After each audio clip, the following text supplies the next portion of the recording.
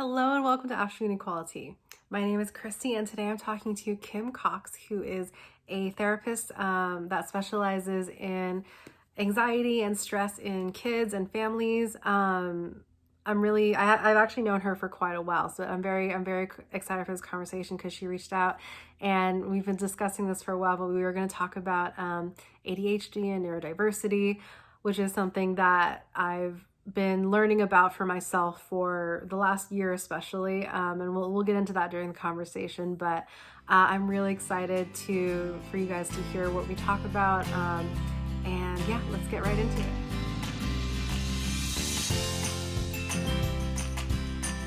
Hey Kim, how are you doing today? Hi, Christy. I'm good. Thanks for having me today. I'm excited to talk with you.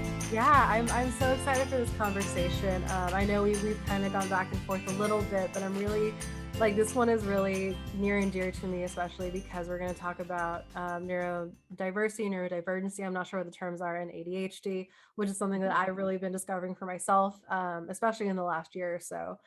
But just to kind of lead us into this, what is your, because you're not just, you're a therapist, so obviously you work with this professionally, but you also have kind of a personal connection to it as well. So would you mind kind of getting into that a little bit? Yeah, absolutely. Yeah.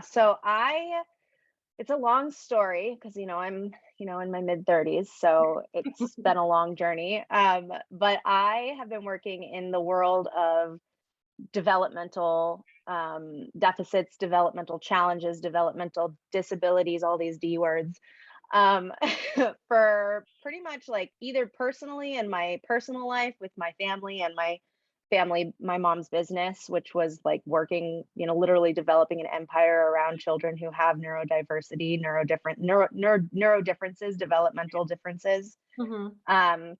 So I grew up in a family where literally everyone around me was different in the way that they learn, the way that they perceive the world, the way that they perceive themselves and others, compared to what is the term being considered neurotypical Mm-hmm. today. So when I was in second grade, I was diagnosed with what was then ADD, Okay. attention deficit disorder. And it's definitely genetic in my family. Like everyone on my maternal side, and even in my sibling lineup has an experience with ADD and what's now considered ADHD, attention deficit hyperactivity disorder, which is a little complicated and confusing because that's actually not very not very descriptive Yeah. of what the actual experience of it is, but we'll get into that. Um, but so when I was in second grade, I was having challenges with focus and attention and impulsivity, and I was pretty silly. My friends loved it, I loved it, but I also struggled in school quite a bit. Mm-hmm. And I had a great time while struggling. But I also inevitably, and this is something that I can say I've seen in the kids that I've worked with since I was young, whether that be in a volunteer place or in a position of running groups for social skills training, or working with parents who have a child with special needs or young people with special needs in general, Mm-hmm. is it can come with a lot of shame. It can come with a lot of other uncomfortable emotions packed with it because it has the word deficit in it. Right. And because the experience that we have growing up in a world when we have this difference, it really feels like if we don't learn the way neurotypicals do, there's something wrong with us. It has the word deficit in it. It's stigmatizing, it's pathologizing. Mm-hmm. Um, so I definitely felt that. I was separated from my peers for certain subjects and certain things and told, this is just the way it is for you. You struggle in these areas, other kids don't. And it was a lot less careful back Mm-hmm. then, like in the early 80s and 90s. People just didn't, they didn't know what Right. they know now. And that's fair. And even still today, there's not, in my opinion, enough carefulness around how we're treating young people who have neurodifferences, Yeah. um, because and we'll talk more about the very unique experience of having ADHD or something of the like. Right. It is very We experience a lot of shame, we experience a lot of anxiety, we experience a lot of uncomfortable feelings in a little bit more of a extreme way Yeah. than neurotypicals do. Yeah. So we're sensitive to it already. Um, and then when we get messaging from, from society, from our, academic systems that we're surrounded by, and even our families who grew up in a similar systemic, thing where they were also told the same things, we really do feel like, okay, this is a deficit. I'm going to have to like, struggle through life. Well, And yeah, and you kind of set the expectation for the struggle, essentially. yeah, Yeah. and it is like, I'm not going to lie, it's a struggle. Yeah. And some people have like really, it varies. Everybody experiences it a little bit differently, and some people don't have academic struggles with it and they still have ADHD. And Right, it just, like, that's something that I was learning because I was a great student until, like, my senior year in high school, and then it all just kind of, like, fell off, like, is yeah, really what it was like for me, like, that was my experience. yeah, it kind of like a wall, right? Like Yeah. you hit like a wall, right? It's so different for everyone, and it usually comes packed with a lot of like difficult, complicated things that can sometimes move into the realm of mental health challenges. Mhm. Not sometimes, like very commonly. Yeah. And maybe we'll talk to that a little bit more in a bit. But Yeah, yeah, as you've experienced too. It's just, it doesn't necessarily look the same in every person, and that's why a lot of people who are adults are finding out, oh, like yeah. nobody told me that's what that was when I was a kid. Well, it's like But it's like we're getting validated now, like, "Oh, wait, this was a thing," like, I wasn't just it wasn't just, like it wasn't just a fluke. right. Right.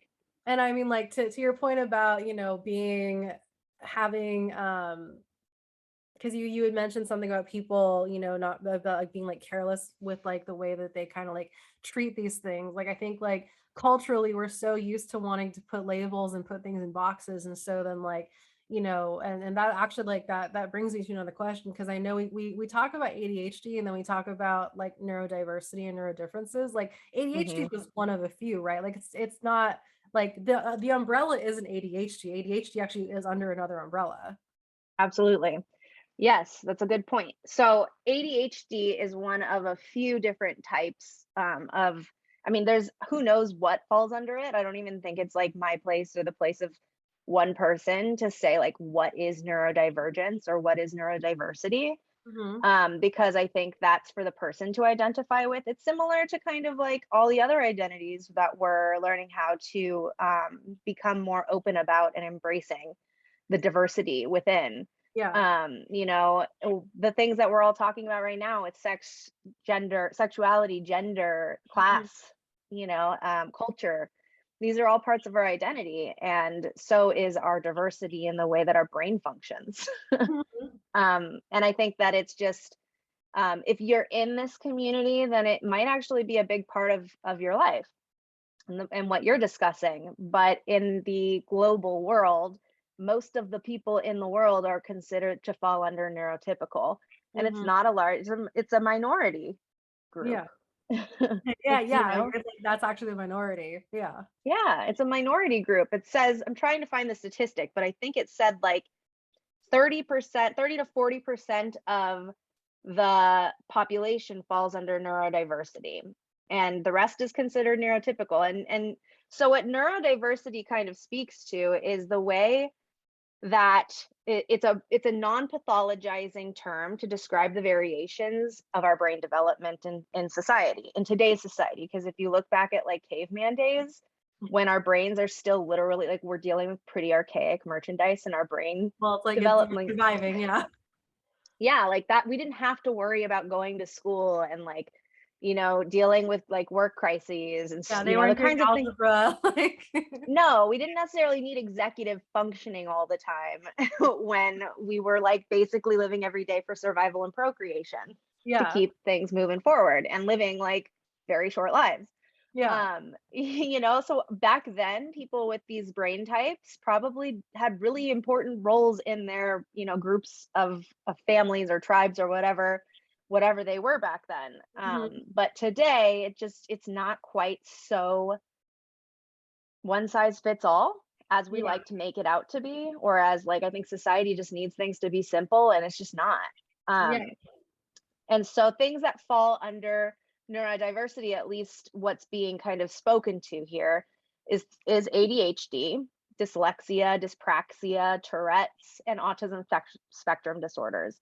Oh, okay. And any variation that falls within that. Mm-hmm. And there's lots of different variations that fall within that. So there's not always a label to describe it. Yeah.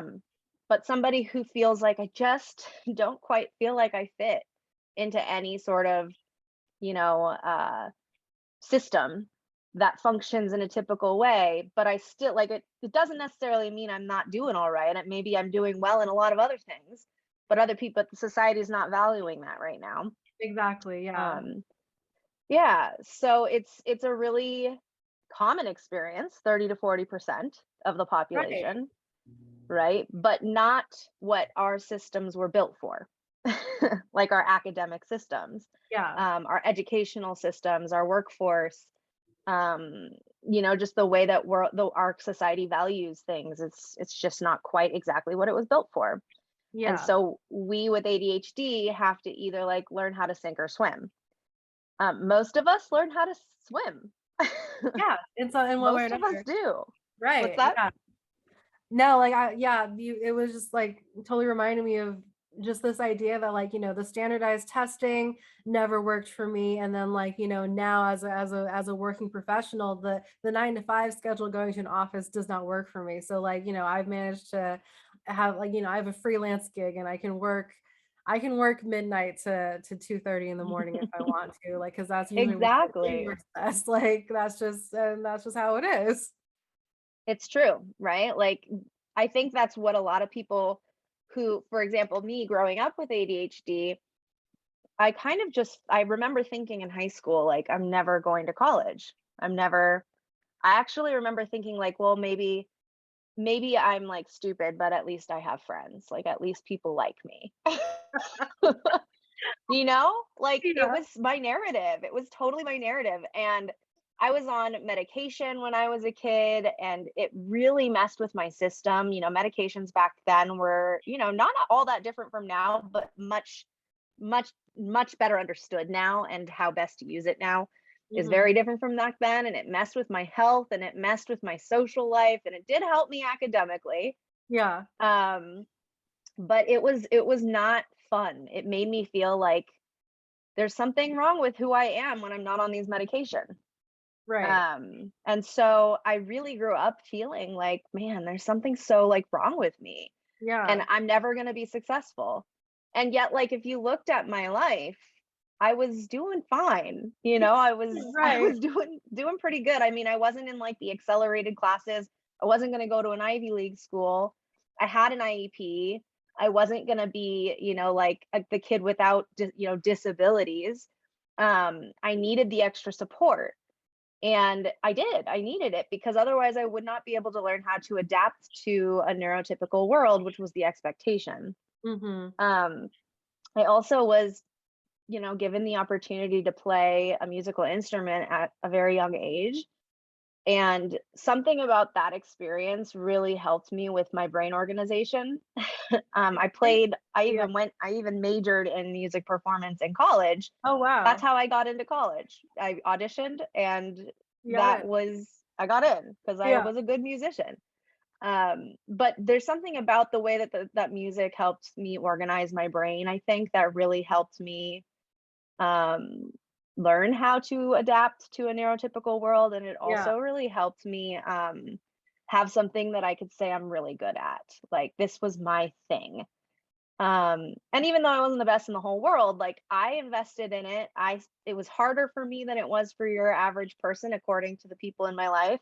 Can't compare it to, it's not fair to compare, but it was really hard. And my private teacher at the time said, like, you struggled harder than most students, but you also like worked harder than most students Yeah. I to think accomplish. I feel like I think a lot of creative people actually do like have found out that they have like divergencies, like because Hmm. like the one of the things that comes up a lot is the ability to hyper focus Yep. and the ability to pick things up. Like so like me, the last couple of days, because because it was my dad's birthday, and so I kind of did like I was really trying to be my father's daughter, and Mhm. I went to Lowe's and I bought like I had to change the deadbolt on our front door, and I had to like change because like our screen door was broken, and so like I didn't even like look up a YouTube video or anything. I just went and I got the stuff, and I looked at and I like, I took it all apart and I did it. And that's something Cool. that a lot of like neurodiverse creative people like do. Like I don't like ability isn't the right word, but it's like, just like that idea, like, or that ability to like hyper focus and just like do something without Yeah. any like say so, like no lessons, no anything, just to sit down and do it is an Yep. experience that I've heard a lot of people talk about. Um, Absolutely. And I would actually would call that an ability. Like neurotypical people have abilities, so do neurodiverse people. yeah, Neurodivergent people. We have abilities too. We have strengths that people who are not, in our realm of brain, functioning don't have. And that is something that's really important to highlight. Hyperfocus is my favorite part of my ADHD, honestly. Like it is the best. I think I wouldn't have gone through grad school if I didn't have it, because one of the most like identifying things about ADHD is like the experience of boredom. We don't like yeah, it. It's not just yeah, that we don't like it. We don't experience it in a useful way.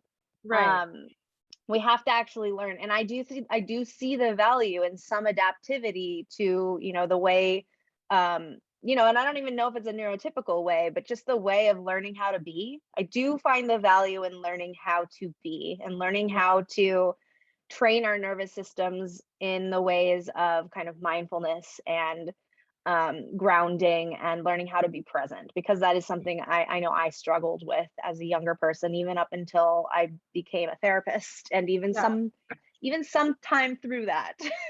right. Well, I um, mean, like, so I actually had this conversation with someone last night, because they asked me, do I meditate? And I told them I don't really, I can't sit and meditate, like, but what I'll do is like I'll go for a walk, or I'll crochet, or like mhm. or like fixing the fucking screen door on like and on my house, like that was very meditative for me.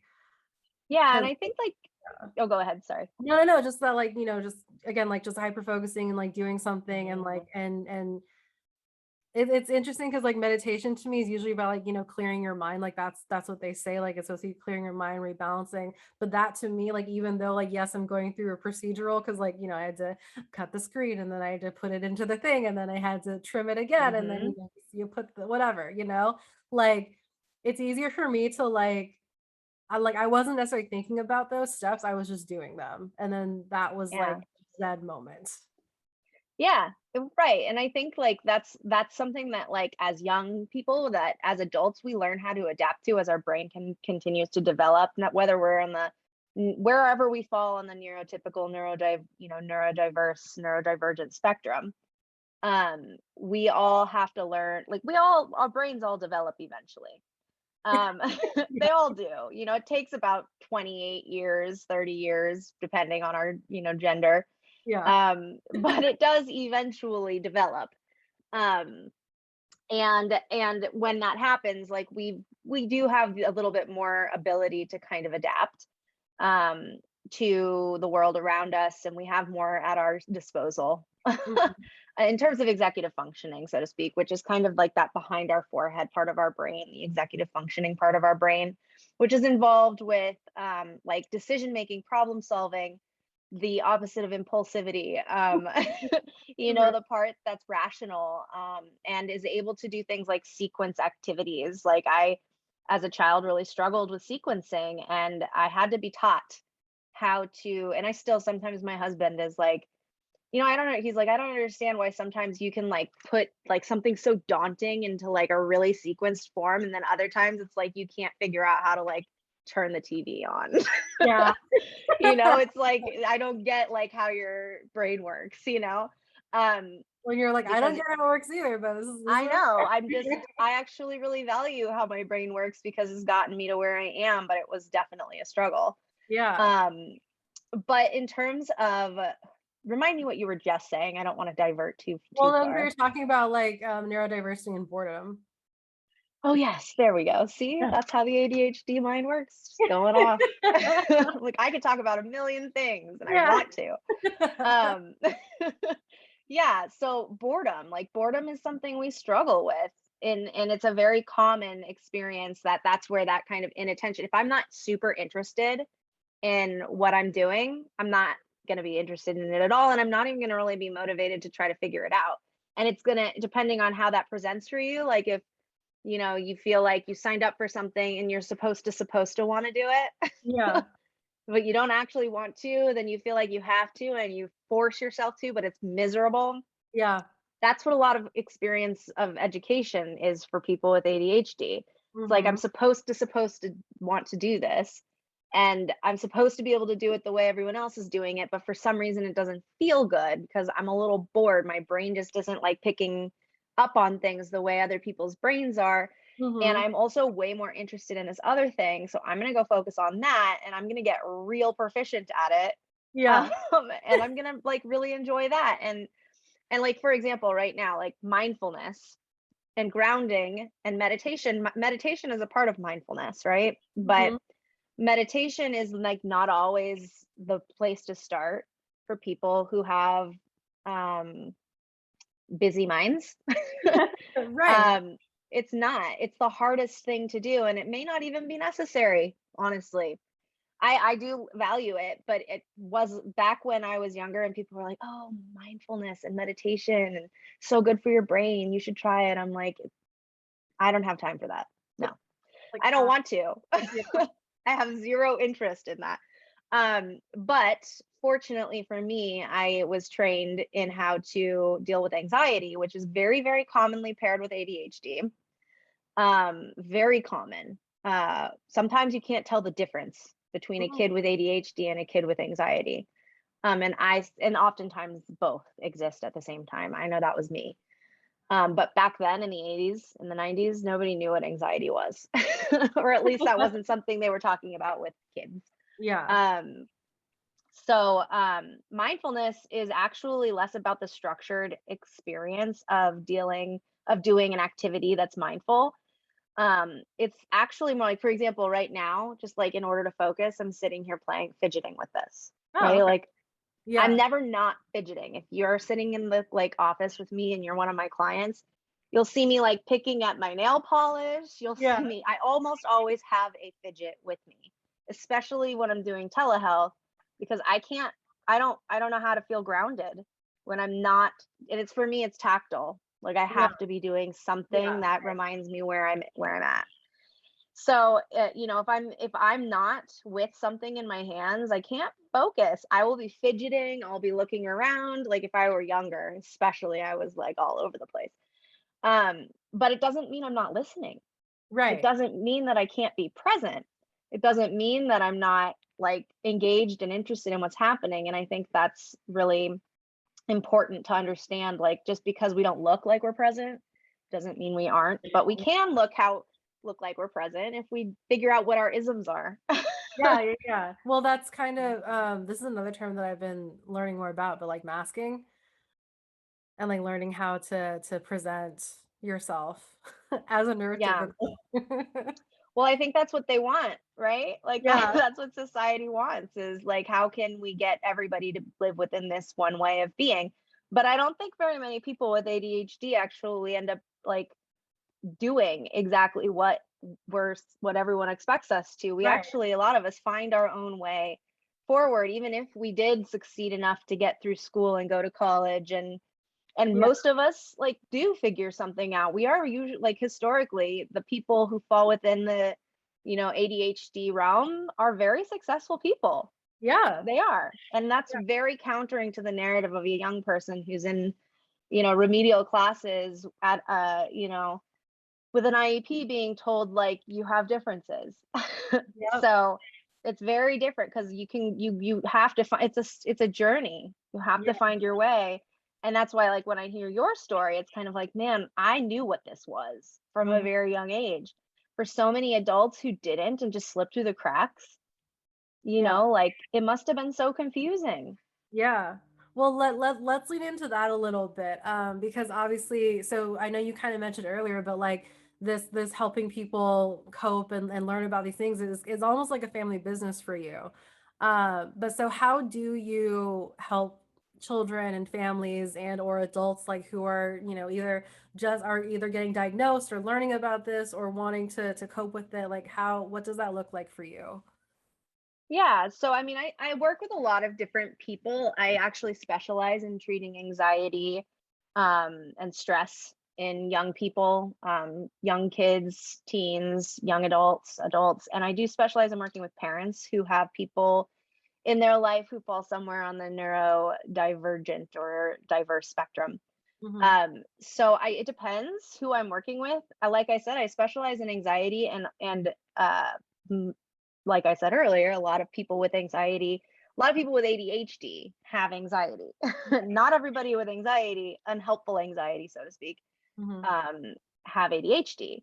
But it's such a common occurrence for me to be sitting in my office and for me to be have been working with a kiddo for long enough to say, some of this, it's hard to tell the difference. We might need to get an assessment done. And more importantly, it's less about the label. If I could change the label to something without the word deficit in it, I would, because it's not. It's Right. just it's just important for us as people who, as opposed to like masking. I think it would be fair for us to like if we do have to live in a neurotypical world, which right now we kind of are having to do, then let's at least call it what it is. Like, we're adapting Hmm. because we're being told that's what has to be done. But we Right. also have these strengths, and that's important for everybody else to acknowledge as well. It's not a death sentence. And I think a Right. lot of parents come in thinking, please, like, tell me this isn't anything like, Like, you can you know, fix this? Yeah. like this can't be a permanent problem. Like, and it is what it is. Like, if you have ADHD, you have ADHD, Hmm. And so I think what I start with when I'm working, no matter, mostly with the parents, because I think it comes from the parent side down. Like, we need to be putting a narrative to, the experience of ADHD in young people's minds that isn't a deficit, that is Hmm. more like, oh, we just have to learn how to adapt. And you're going to have some really cool and creative ways to live your life. And I'm excited to see where it goes. You're going to be like, you can very well be successful and unique. And a lot of people who are in this realm are entrepreneurs because they have to go out and find their own way. Yeah. um like in my field, like, I'm a therapist and I specialize in working with people who are like, who have similar things to me, because I get it. And that's not something that I could have done in the corporate world, for example. um, Right. and I don't want to. uh, but some other people have, and I don't, everybody has their place, and that's just not mine. um and I think it's important for kids to hear that, like, adults with ADHD modeling that, like, yeah, we figured it out. It was tough. And it's important for everybody to know that I think every single human on the planet, whichever side they fall on, of whatever identity, which, unfortunately, as you said, it's all kind of categorized. So it's really kind of fluid, if I'm Yeah. being honest. It should really, I hope everybody moves more towards that, like, every identity is somewhere fluid, right? Yeah. Like, we could be anywhere on it, Yeah. Yeah. Yeah. depending on the identity.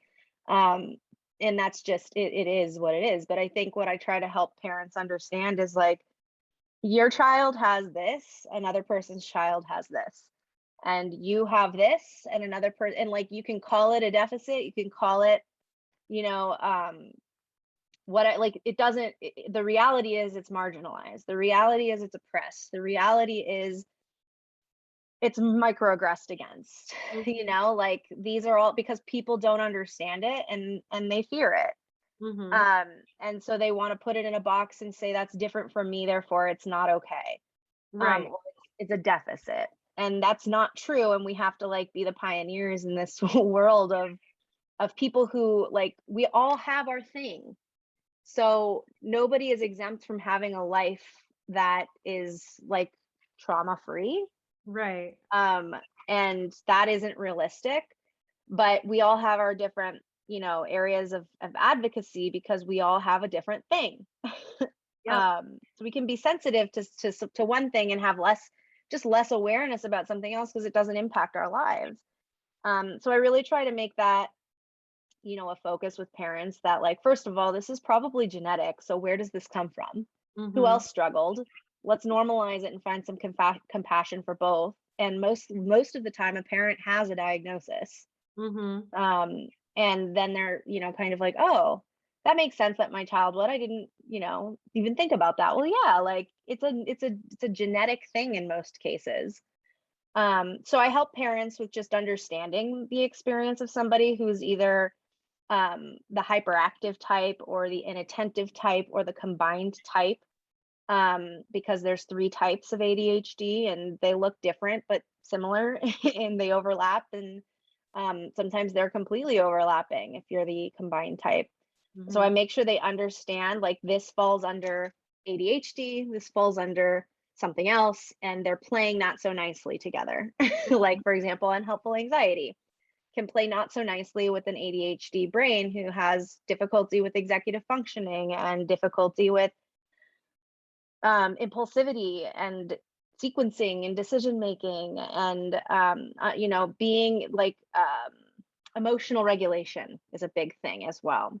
Right. So a big part of being a therapist, no matter what you're treating, especially when you're working with kids, is helping children understand their emotional world and what's going on in their bodies. And with somebody with ADHD, very commonly experiences a sensitivity to emotions. There's a I don't know how new, but newer to me, um, concept, or term being used to describe this, which is called rejection sensitivity dysphoria. Have Mm-hmm. you heard of that? Yep. Yeah, Yep. which it's speaking to not just people on ADHD spectrum, but also on the neurodiversity spectrum in general, of just kind of like a very common experience of emotional dysregulation, difficulty kind of understanding, what emotions are coming up for them and why, and how to deal with them and how to regulate, in a way that's helpful but not shaming of our emotional experience, and then just shame in general, and a perception, kind of a world view that like we're being judged and criticized and being rejected all the time, Right. and experiencing the world that way.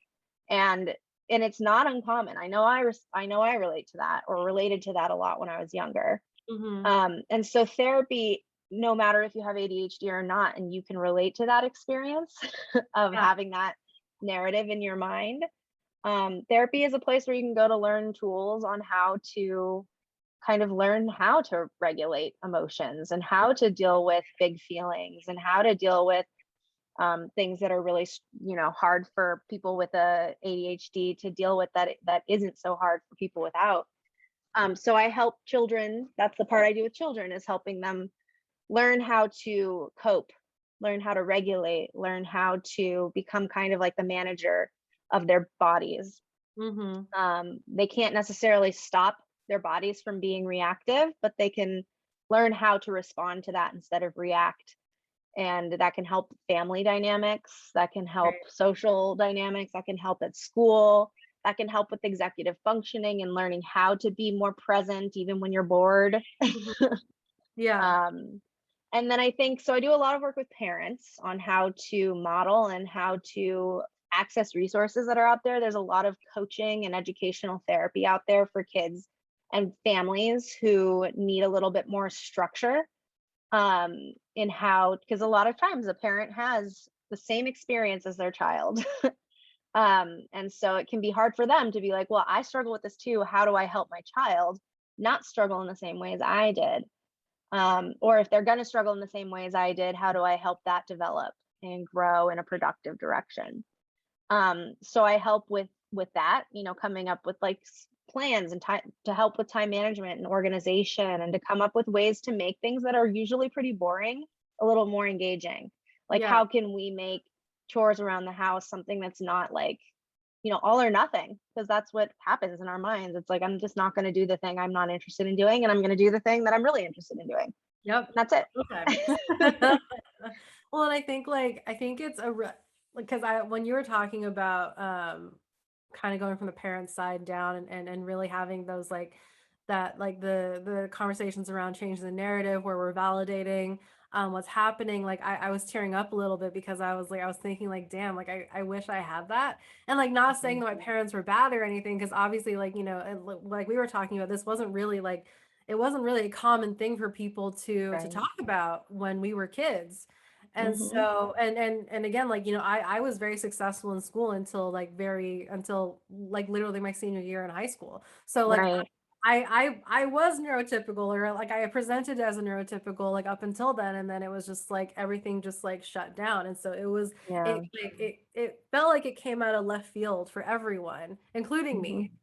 Mhm. Mhm. And then there was like, you know, and the conversations at that time were more about like, you know, what's like, though it was like, you know, what is wrong with me? Like, what happened? Like, did something, you know, did something happen at home? Like, what was there was there trauma? Like, am I just, Mhm. you know, like, and we had this conversation as well, like, where like it did get to a point where I became suicidal. I started having like those Right. thoughts. And then, but then I was told that I was just being a teenager. Mhm. It And was I was just being minimized. dramatic. Yeah. Um, and so, and that, you know, and that just set me up for, you know, later in life. Like, and now I'm trying to unlearn all that trauma. Right.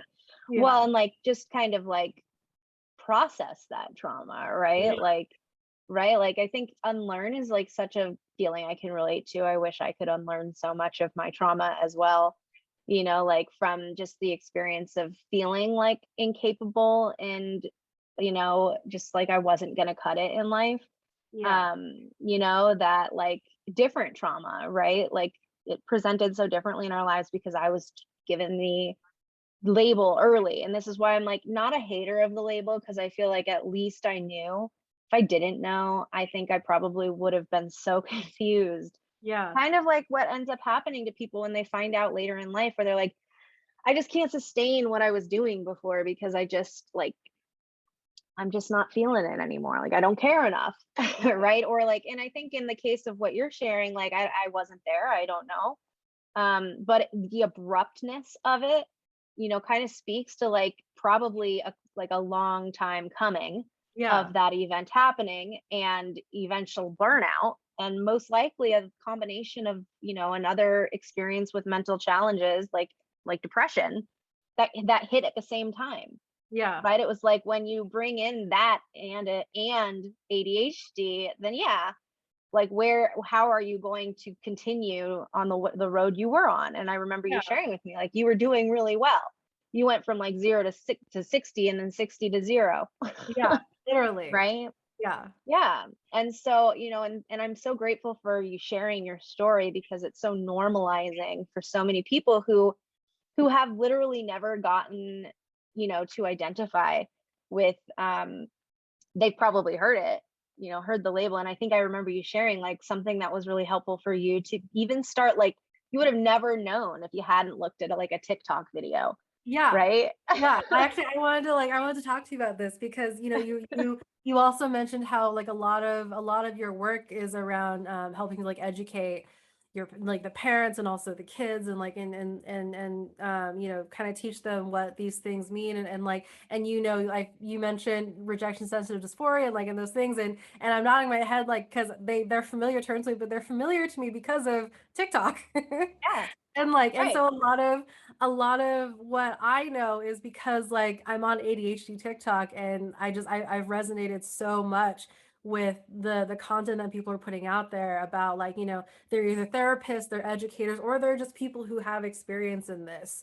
And Hmm. just like putting those experiences out there. And I resonated with it so much that like it makes too much sense for me to not Hmm. have this. Right. Um but I'm curious, like your thoughts around like, you know, TikTok and this kind of content and people using it to, I guess, like self-diagnose or to just like to learn more about this. Like, what are your thoughts around that? I think I okay, so I think TikTok like like mental health focused TikTok accounts are like the best. I even know some people who are doing it and it's great for an ADHD brain. Like that's Yeah. the best way for us on it. Like how fun, how entertaining, Yeah. right? And like I can watch like a 15-second video and like, you know, really resonate with it.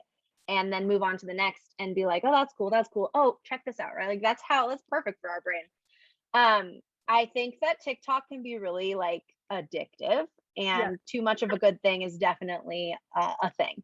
Yeah. So I think it's really important to set limits with like how much we're watching at once, but I know that's not your question, so I'm going to divert back. Just because this is what I work on with teens and with parents who, we also tend to get stuck in a trap of like numbing ourselves when we're bored. Yeah. Well, That's not just like an follow ADHD thing the, either. I mean, I call it following the dopamine. Yeah. Right. Yeah. Like every time we look at a TikTok video, it's like a dopamine hit, right? Like, yeah, Yeah. yeah, yeah. But that actually can cause like some problems with our overall mood in general for depleting our dopamine by looking, social media. It's not all good and it's not all bad. And there is, it's important to have limits and internal boundaries with these things so that we can have a healthy relationship with it, right? It's not about not having a relationship with it at all or avoiding having a relationship with it, but about kind of parenting yourself. Like, okay, I'm going to do this for a half an hour. And then I'm going to go back and do something that is, not going to dopamine, that's not dopamine hunting all the time. Mhm. But yes, to answer your question, I think TikTok is one of social media in general, but TikTok particularly has been really positive for destigmatizing mental health overall. And there's a lot of people like you who are finding communities on TikTok that really speak to their experience in life. And I think that's amazing. I think it's like just one other way that this is why so many more people are seeking resources and support for like just finding a way to live their life that's more aligned with like their brain chemistry, their physical chemistry, and their values in general.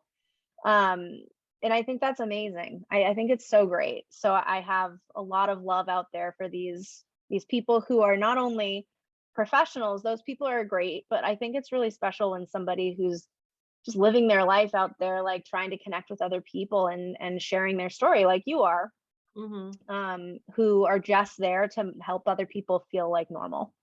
Yeah.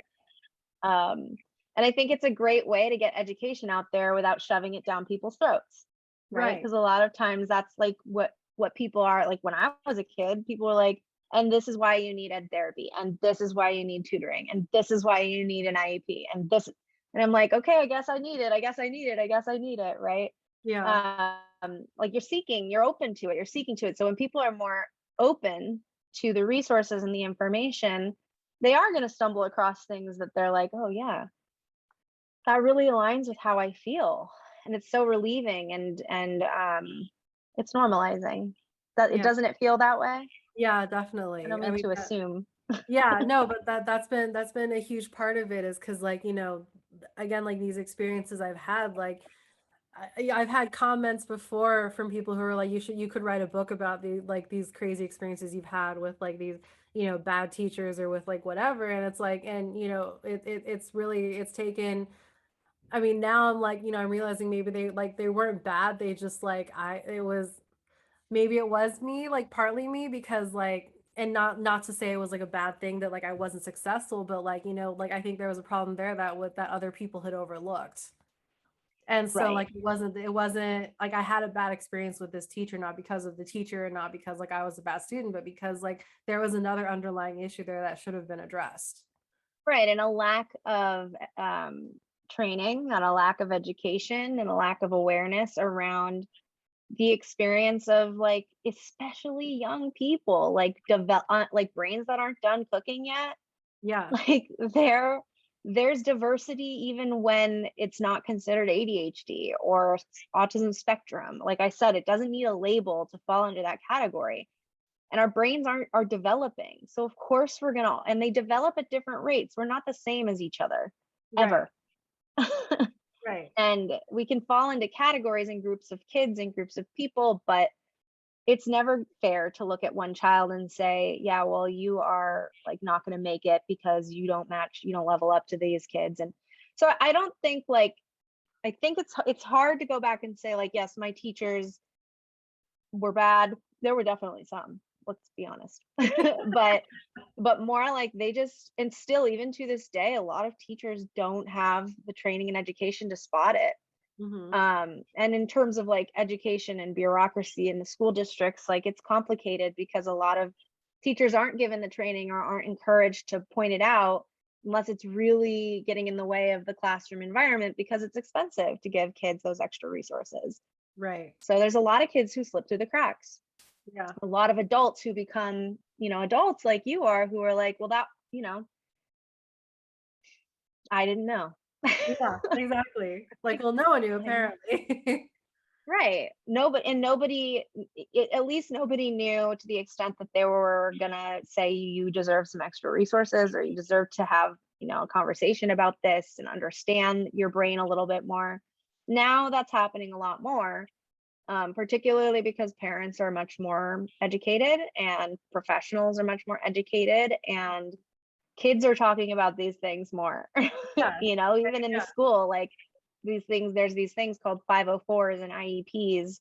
And 504s, are plans that allow for children. Like if you were in school back when that happened, it would have been beneficial for somebody to have considered giving you a 504 plan, which is a plan to help you resource your way back to a successful educational experience for you, Mhm. customized to you.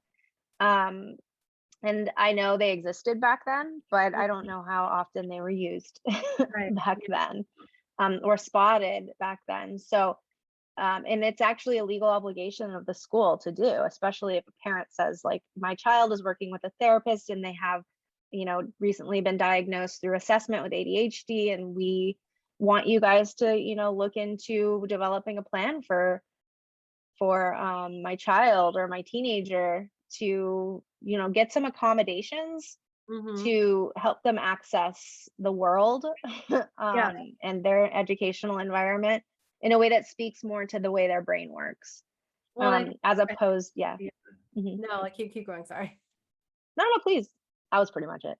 Oh, no, I was just gonna say, like, I think that's also a huge, like, step forward that I wish, like, we had had is, like, that sort of advocacy, like, that education, that awareness, like, of, like, parents and their children to be able to, oh, I can go to this person for help, like, oh, like, because I feel like parents now, like, because parents now are around our age, and so I saw someone had mentioned this, a few days ago, whereas, like, why do kids seem to have so many more problems these days? Like, well, this generation of parents, like, is a generation that largely went to therapy.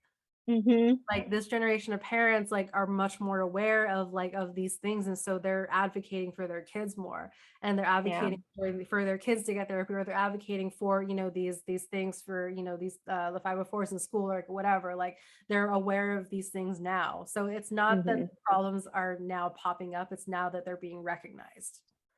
Yeah, I think that's pretty accurate. And I think like there's always reasons why there's an ebb and flow to what like, society is seeing as more or less mental health. And I think it's largely because there's more information and more education and it's less stigmatized, especially after this pandemic. Mhm. Like I can't tell you how many people are looking for therapy right now. Right. And I think just in general, I think just because like we went through a global trauma together, we're still not done with it. Like Yeah, it's we're not still going over. through a global trauma.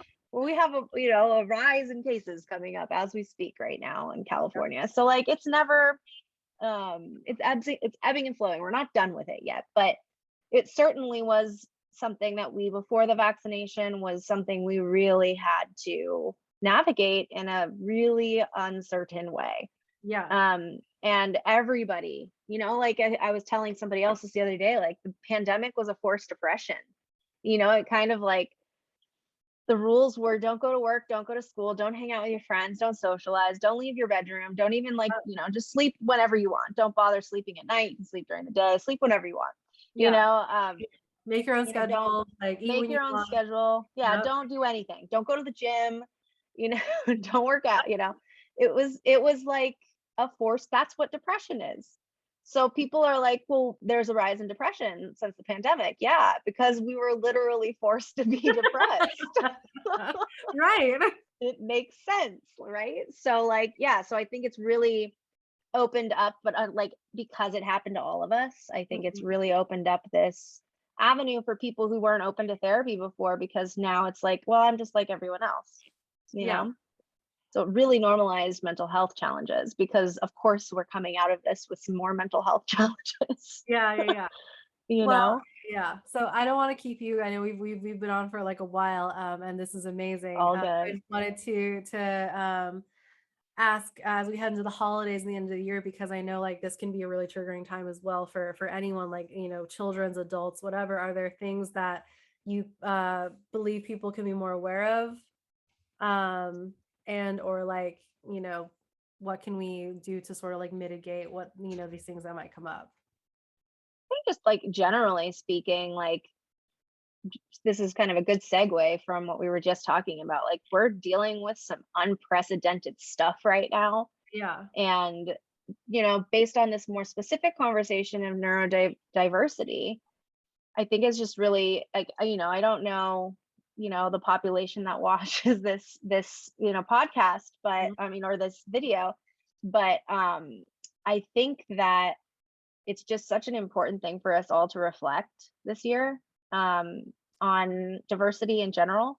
Mhm. And, the fact that like it doesn't have to be something that we look at with othering.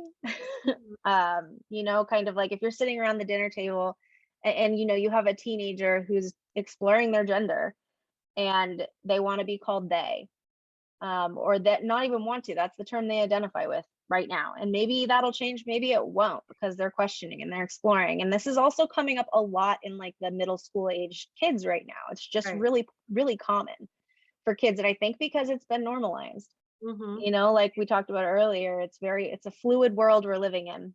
Yep. Um, and so if people are feeling more acceptance in themselves and likely in their environment, which is a good thing, to be how they feel they are, then I think it's important for us to practice tolerance and practice acceptance and practice flexibility there as well, instead of rejection, aggression, fear, right? Mhm. Like we can have a big fear response, especially if it's your child who, back when you were a kid, that would have been really stigmatized and shamed, and now it's not, and that's very different. So I think when we speak about all these different identity differences and we speak about neurodiversity, it's the same thing. Try not to let fear get in the way of your dreams and your fantasies for your child.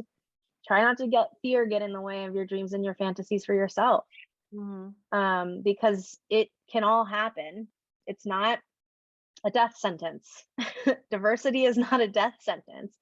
um, it just means that people around us, we really need them to be more flexible with us. We need them to not look at us as a deficit Mhm. of something, and more as something creative to be explored, and finding innovative ways to do that and to make things possible for these people who, wherever you are on the diversity spectrum, who have full lives to live.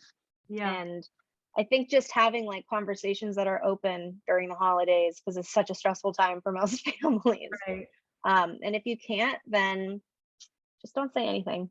Yeah. If you're afraid of your child's, experience with neurodiversity, all you can do is just be with them.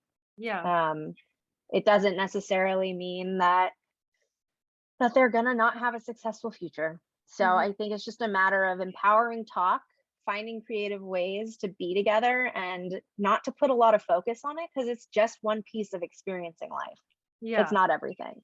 Right. And so I hope that helps. But I think that is a very global and general and specific way of Yeah. answering the question. No, but I Um, think that that's awesome, and I love that you said that, because you're right. Like it's like as much, as much as it's a focus of this conversation, like all in all, like, having ADHD and having these experiences, like it's a very small part of my life. Like, like I'm still like, I was like I'm in a new relationship now, like, and that's a totally different experience. Like, so the like all of mhm. these things we're talking about, like it's a component. It's not even like the whole picture.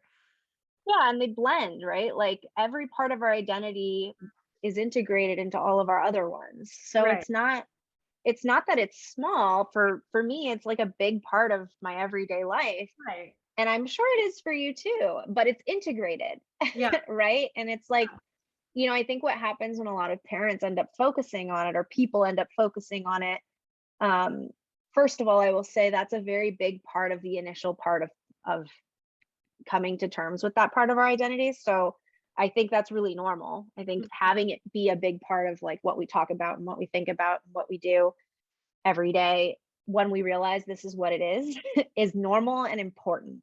Mm-hmm. I also think that it needs to also be kind of generalized and learned, kind of massaged into the fabric of all of our identities, so that we can make sense of it and we can move through life integrated with it. Yeah. Um, so, I mean, you, like the person with it, talk about it all you want, but the people who are worried about the person with it, Yeah. don't focus on it. It's not helpful. It's Right. ours to learn how to integrate, right? Mm-hmm. Um, and that takes time and experience through life. So, Yeah. yeah. Okay, well, this was awesome. Where do people find you, find your work, or how do they get in touch with you if they want more information about this? Yeah. Thank you for asking. Yeah. I am on Instagram at Kim Cox Psychotherapy. And then I'm on Twitter. I'm not a huge like Twitter person, but I'm trying. Yeah. Um, I'm on Twitter as the T on anxiety. Um, Love and thank you. I love the theme. it. Um, and and then if you want to look me up, I don't have a website yet, but I'm working on that. So you can contact me through my Instagram, or you can email me at kimcoxna@gmail.com. Awesome. And I can have all those links in the show notes and everything so it'll make it easier for people to find. But Cool, this thank was you. amazing. Thank you so much for sitting down and chatting about this. I know this is a like rather large topic, but like a lot of nuance, and I'm really glad that we had this conversation because again, like this is very near and dear to me myself. So Yeah, well, thank you for being someone who shares their story and normalizes it, and thank you for having me and allowing me to share what I know. I really appreciate it. It was lovely. awesome. Well, thank you so much. Have a great rest of your day. You too. Bye. Thank you so much to Kim for coming and chatting with me. This was such an amazingly candid and open conversation. I feel like I learned so much, and I think it was very validating to be able to have this experience with her of like talking through my own experiences and learning about hers, and also just like sharing in her knowledge of this topic and the subject matter. I will have all of her information in the show notes and in the captions if you want to reach out to her, if you want to just, see the information she's putting out there, because she actually posts a lot of things about ADHD and neurodiversity and OCD and like and all the sort of things that, she experiences and she comes up with her clients and whatever. So I'll have all that for you in the show notes and in the captions. Once again, thank you so much for coming and joining me in these conversations. I'm so happy to have them with you here. And yeah, I will see you again next time. Cheers.